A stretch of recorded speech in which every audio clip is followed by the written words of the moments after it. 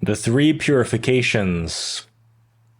Everyone who is working in the forge of the Cyclops has to descend, because it is not up there one must search. It is necessary to go down, because if one does not descend, one does not have the right to ascend either. But the one who descends goes and submerges himself or herself in the inferno.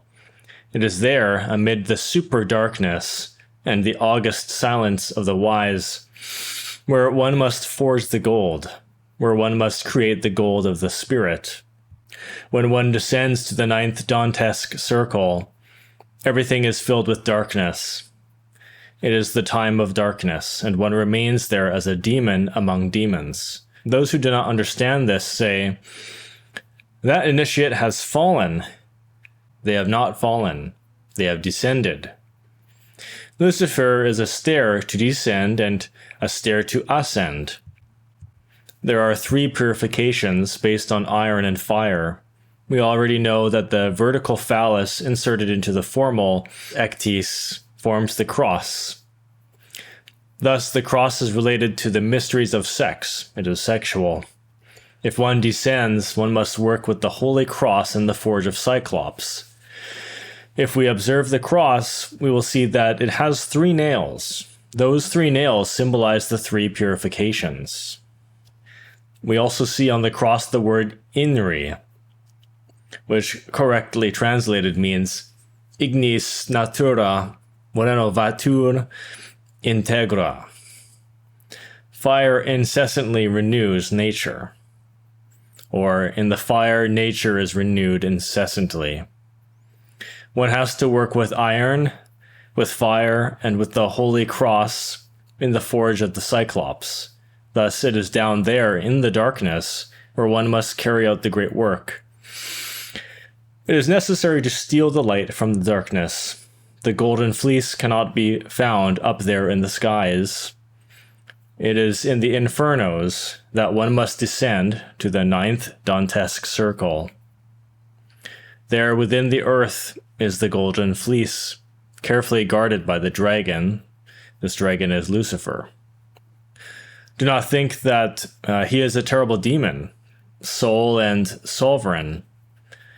No, each one of us carries his or her own inner profound Lucifer. This is indubitable. No one can deny it. Lucifer is terrible. He is the stair to descend and also the stair to ascend.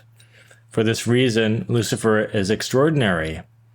Of course, without the Luciferic impulse, this rebellious, revolutionary, sexual impulse, no one descends and no one can work in the forge of the Cyclops. That is why Lucifer, is a stair to descend and a stair to ascend. Lucifer gives us sexual igneous impulse, but one must use the lance to defeat him. If the alchemist does not spill the cup of Hermes and uses the lance to break his or her cuirass, he wounds him, and each time he does so, he ascends a degree along the back of Lucifer. Thus, when one has ascended through all the degrees of the spinal column, one reaches Mount Calvary, where the Lord was crucified. After this comes the death and resurrection of the Lord. Since all of this belongs to alchemy, I'll give you at least some notions about it. It is said, my dear brothers, in alchemical language, that we must pass through 3 calcinations. And this is represented by the living symbol of the salamander. The first calcination belongs to the mountain of initiation. What do we calcine there? What do we boil? The red salt, that is to say, the petrified fire. The purified sulfur.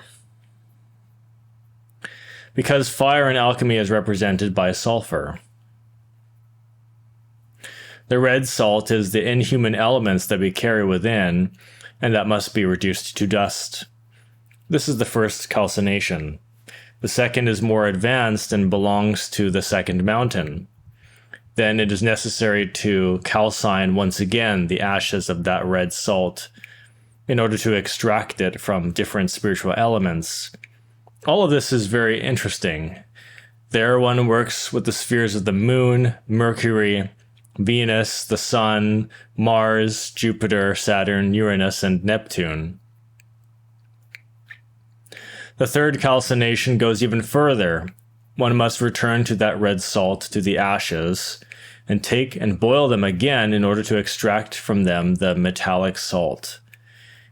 Incombustible and fugacious, that is to say, the most profound divine elements that are normally imprisoned within the ego. Once extracted, they are fused with the consciousness so that it may shine incandescently among the entrails of the universe. Only after the third calcination does the cock of passion, which represents the resurrection, sing. This is why Christ said, "Before the cock crows, thou shalt deny me thrice." The first denial is related to the first calcination of alchemy, the first boiling of the red salt, because we must submerge ourselves in the infernal worlds in order to work, since that is the palace of alchemy. Thus it is said that we have denied Christ, because in the infernal worlds we must work with demons, live as demons, yet destroy our inhuman demonic elements. With the second calcination, it is said that we have denied Christ a second time, because we must return to the infernal worlds to continue working and disintegrating the deeply submerged psychological defects that we carry within. Peter must deny Christ 3 times. It is written, "Before the cock crows, thou shalt deny me thrice." These are the 3 purifications that iron and fire must accomplish before the resurrection of the inner Christ within ourselves. Peter must descend to the abyss 3 times in order to work within the darkness. The cock is Gaio, or Iao. It's spelled I-A-O. So these sacred vowels, the Mercury of the secret philosophy. The triumph of Gaio is the success of sulfur Mercury, the resurrection of the Lord. So there are 3 purifications through which one has to pass. The first is that of the first mountain, the mountain of initiation, when one receives the 8 initiations. The second occurs when one is working intensely in the spheres of the moon, Mercury, Venus, and all the other planets. And the third purification takes place at the summit of the second mountain on the eve of the resurrection. I am now in the third purification, on the eve of the resurrection, down there among the demons, working in order to destroy the demons of the black moon. Just as there exists a white moon, or rather a moon that radiates light at night and has 2 faces, one visible and the other occult, the same occurs with the psychological moon. Everyone carries the psychological moon within himself, and this moon is governed by 96 laws. In the world of one's own psychological moon, each person carries their demons. Those that are visible, those that stand out, and also the occult ones, those that belong to the hidden face of the psychological moon. In the third purification, one must destroy the demons of the black moon, and this is only possible by working with the electric sexual force, by working in the forge of the Cyclops. Only in this way is it possible to destroy, with the lance of Longinus, all those inhuman and undesirable elements that are carried in the occult part of the black moon, the invisible one. The work in the hidden part of the moon is called the initiation of Judas. Then the initiate, on the eve of the resurrection, finds himself betrayed, criticized, hated, and misunderstood by everyone. No one understands him. he or she is labeled bad and perverse. The passion of the Lord is the profound meaning of the initiation of Judas. I am now passing through that on the eve of the resurrection.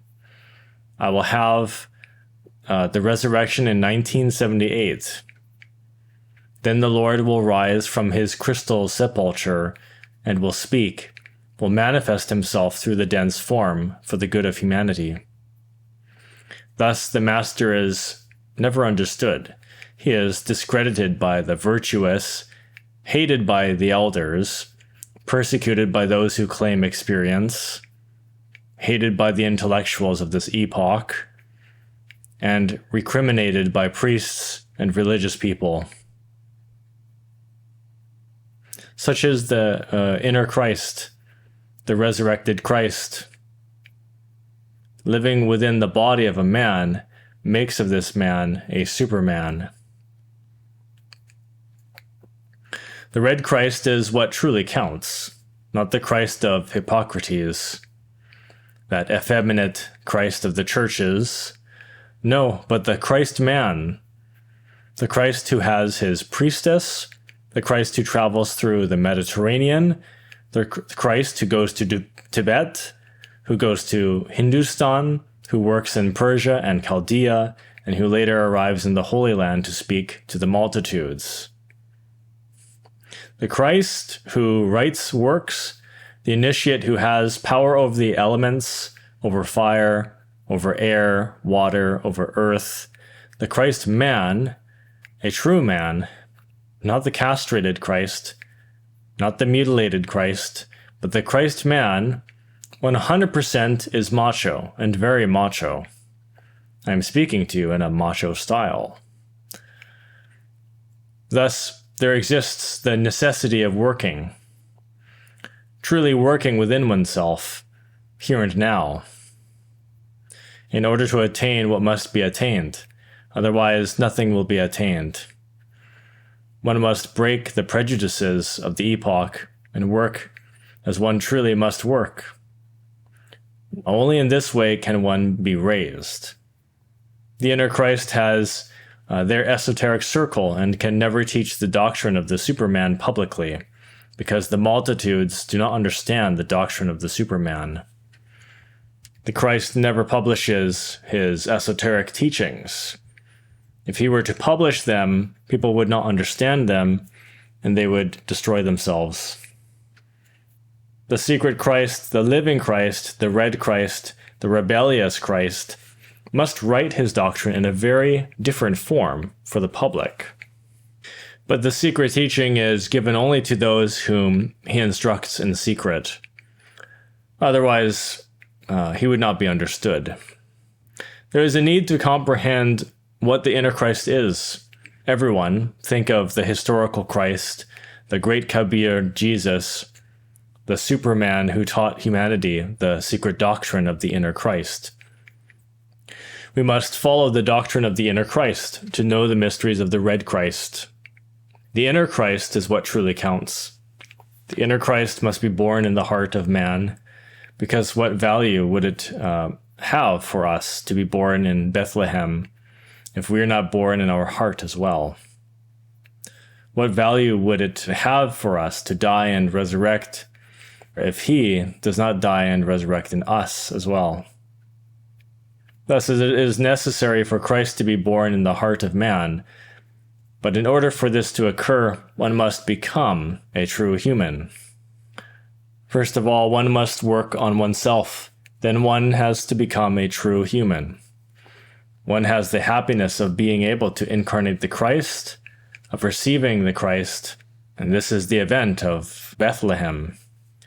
The Christ incarnated in the heart of a man is what truly counts, but the inner Christ must live the entire cosmic drama as stipulated in the four Gospels.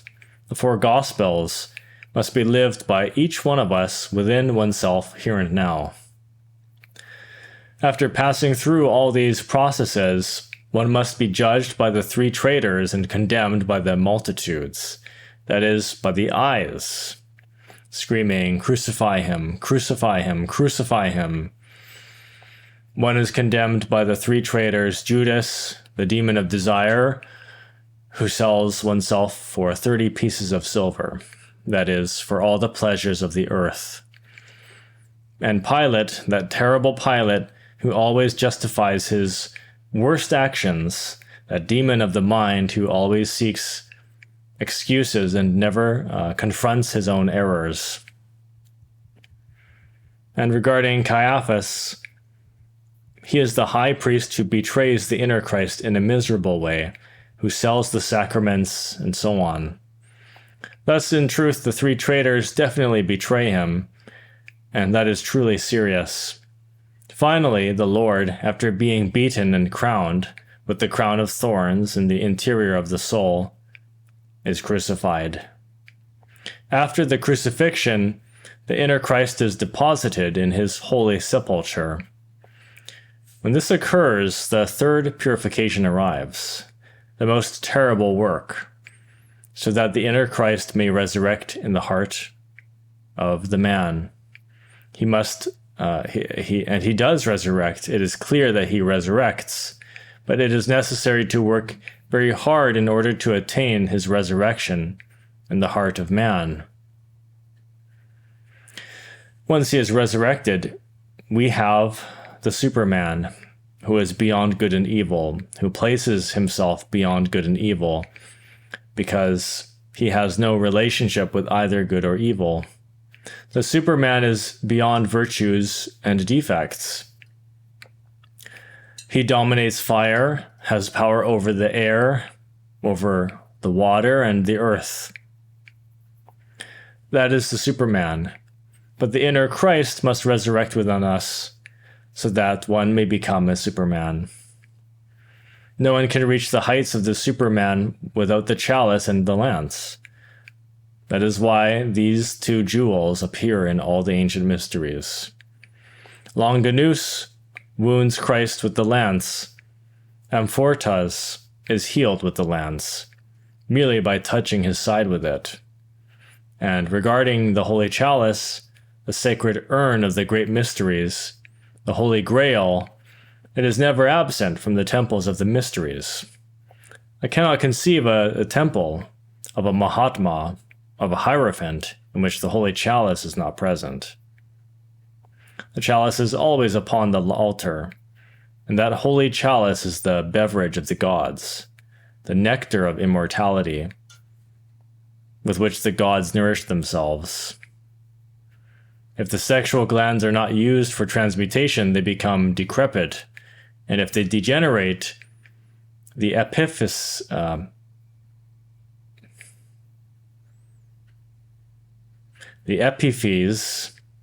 or epiphysis, the hypophysis, and all the glands of internal secretion also degenerate.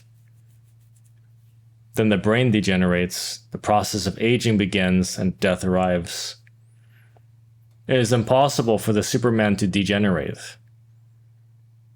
The Superman lives from the nectar of immortality, from the nectar of the gods, from the elixir of long life. Thus, the chalice is never absent from the temples of the mysteries. The Holy Grail is always upon the altar, and if one observes carefully, on each side of the altar stands the lance. These are the sacred jewels. For this reason, sex is sacred, and it is necessary to use the potentiality of sex in order to attain the inner self-realization of the being. This is obvious. Woe to those who abuse sex. Woe to those who use it as an instrument of animal pleasure. Woe to those who view it morbidly, because it is sacred 100% and must be used solely for regeneration and for nothing else. Yet to make sex a taboo, a sin, a cause for shame or dissimulation, is absurd. Inverential peace. Samael Aun Weor.